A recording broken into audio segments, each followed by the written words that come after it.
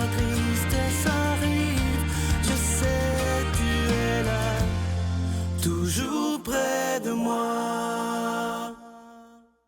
Bon jeudi, bienvenue à votre émission La Victoire de l'amour. Aujourd'hui, comme on le fait tous les jeudis, on rejoint notre ami Pierre-Luc Bordelot.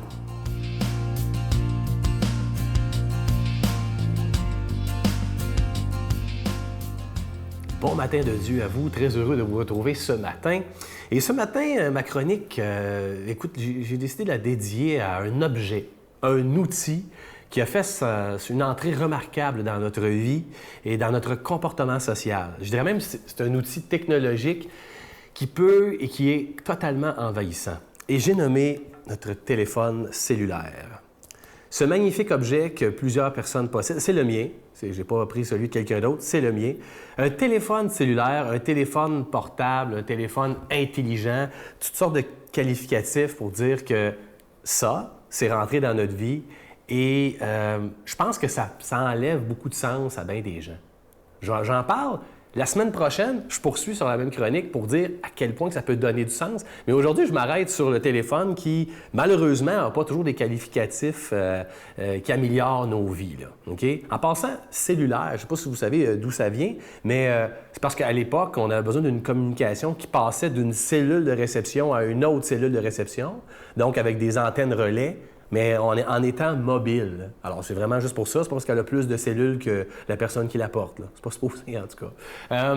Je reviens là-dessus parce que tous les qualificatifs que j'ai dit tantôt, hein, intelligent, portable, c'est hyper pratique, mobile.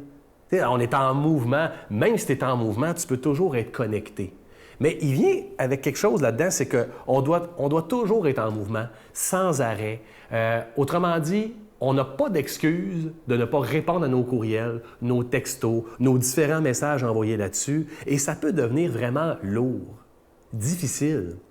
Dans une lettre du mois, que peut-être que vous connaissez, Pierre Faubert, qui fait des chroniques ici, il a dit une phrase dans sa lettre du mois que je trouvais vraiment intéressante. Il disait, au bout du compte, téléphone portable peut-être, mais est-ce que c'est moi qui porte le téléphone ou c'est le téléphone qui me porte?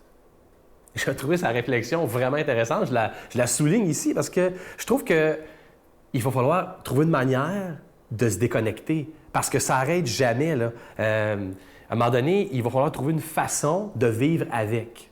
Mais pour l'instant, cet objet-là, je suis sûr dans votre vie, vous voyez des comportements sociaux reliés à ça et ça vous tape ses nerfs. Un peu comme moi, ça peut me taper ses nerfs.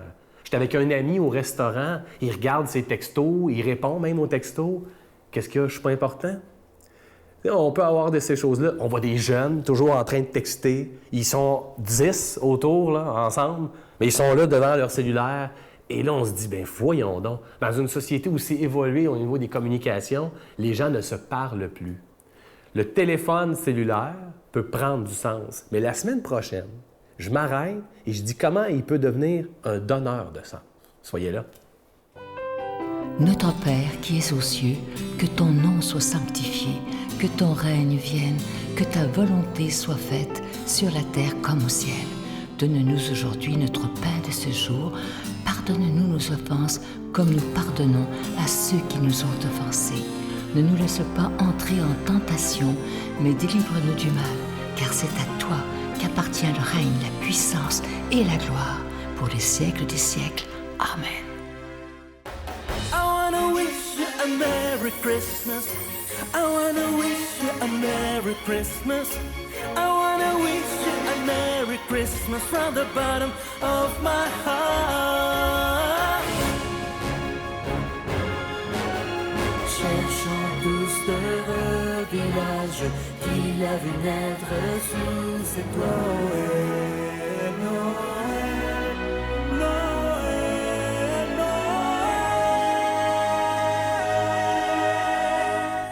Je suis toujours très heureux de vous parler de ce beau cadeau du mois, une belle exclusivité de la Victoire de l'amour. Ce cadeau revient une fois par année. Il s'agit de l'Ange de Noël, collection 2017. Cette année, il est très différent. Vous allez voir, si vous regardez bien l'ange, dans le cœur de l'ange, vous voyez un ictus. L'ictus, c'est une forme de poisson. C'est le signe des premiers chrétiens, parce qu'il faut savoir que dans les premiers siècles, les chrétiens se reconnaissaient avec ce signe du poisson qui est l'ictus. À l'époque, il n'y avait pas la croix. Les gens ne portaient pas la croix au début du christianisme. C'était le poisson qu'on appelle ictus. Je vous rappelle que cet ange, il est déjà béni. Il est argenté et orné de zircon. Vous pouvez le commander à notre bureau. Je vous donne l'adresse. La Victoire de l'Amour, casier postal 120, succursale Boucherville à Boucherville. Le J4B 6, je vous la redonne. La Victoire de l'Amour, casier postal 120, succursale Boucherville à Boucherville. Le J4B 6. Également par téléphone, par carte de crédit du lundi au vendredi de 8h30 à 16h30 dans le 514-523-4433, 523-4433 ou sans frais, le 1-888-811-9291, 1-888-811-9291 et aussi sur notre site Internet, le www.lavictoiredelamour.org. Et je vous rappelle qu'il est très sécure de faire votre don par notre site Internet, parce que c'est un site Internet sécurisé, donc il n'y a aucun danger.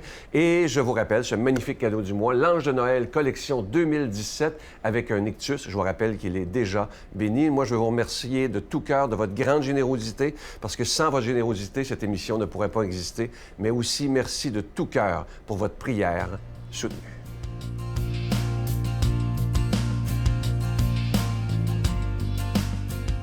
Mon Dieu, donnez-moi la sérénité d'accepter les choses que je ne peux changer, le courage de changer les choses que je peux et la sagesse d'en connaître la différence. Amen.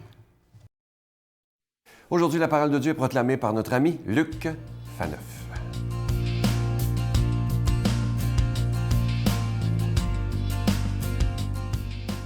Bonjour, merci d'être là. Merci de donner du temps à Dieu. Le curé d'Ars disait, tu donnes 1 cent, 1 sou à Dieu, il en fait 100.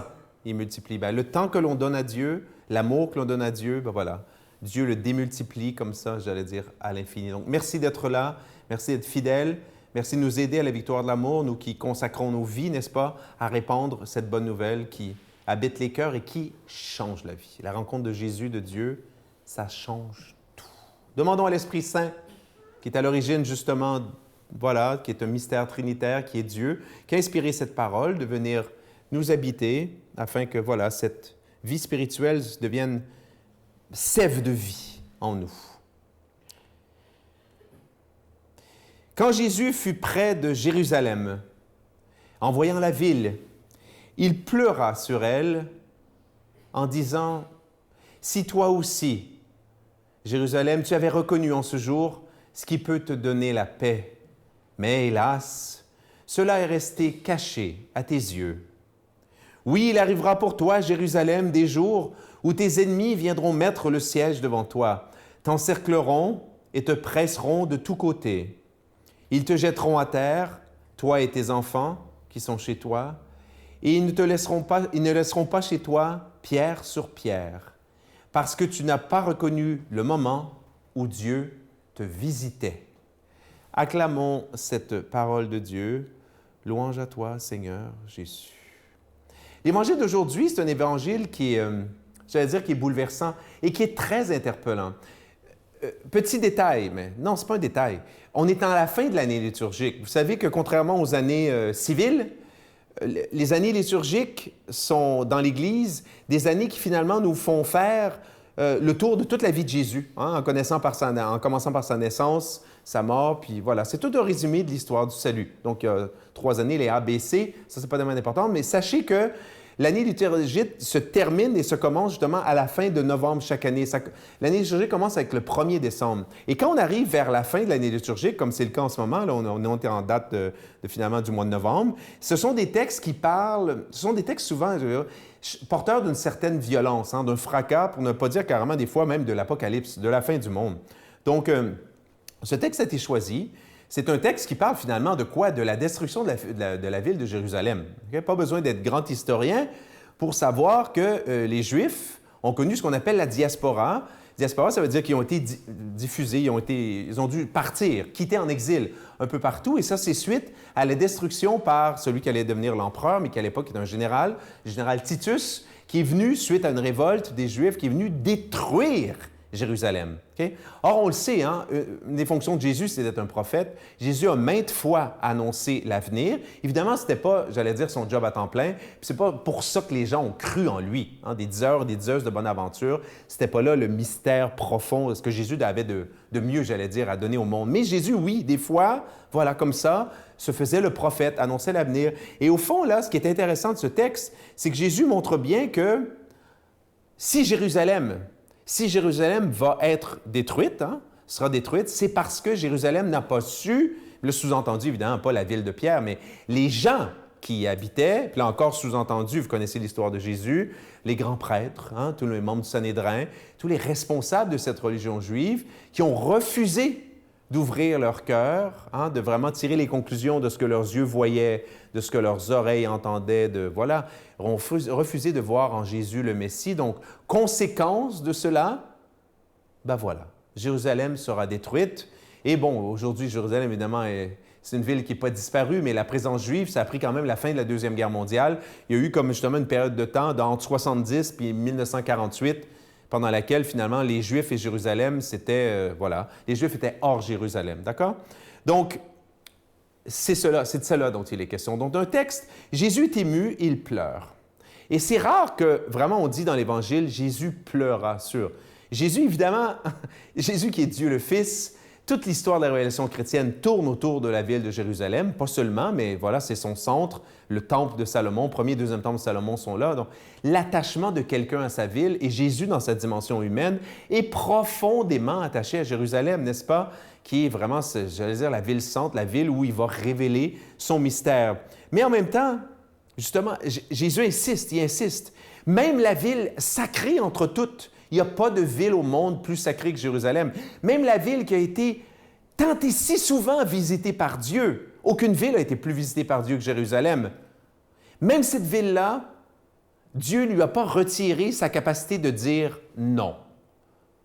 Dieu propose, l'homme et la ville de Jérusalem disposent. Donc, Jésus a offert la révélation de Dieu, la révélation intégrale du Père. Jérusalem l'a refusé. C'est un grand mystère. Puis Jésus, on insiste dans le texte, c'est dommage parce que, voilà, tu as refusé cette paix que Dieu te donne, ce shalom. Paix au sens de non-destruction, mais le shalom spirituel aussi, le salut. Quelle était la première parole de Jésus à ses disciples après sa résurrection? Shalom, paix. Paix à vous, disciples. Recevez la paix que je donne, qui est une paix surnaturelle, qui est la vie de Dieu. Alors retenons ici l'importance, quand Dieu frappe à notre porte, de lui ouvrir. Et demandons à Dieu de nous bénir, lui qui est Père, Fils, Saint-Esprit. Bonne journée. Je vous salue Marie, pleine de grâce. Le Seigneur est avec vous. Vous êtes bénie entre toutes les femmes, et Jésus, le fruit de vos entrailles, est béni. Sainte Marie, Mère de Dieu, priez pour nous pauvres pécheurs, maintenant et à l'heure de notre mort. Amen.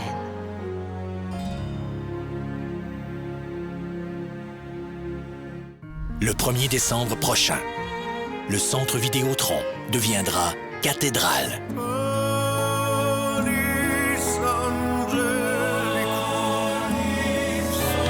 Mario Pelcha et les prêtres. Sans oublier la voix angélique de Sophia Rose Boulanger.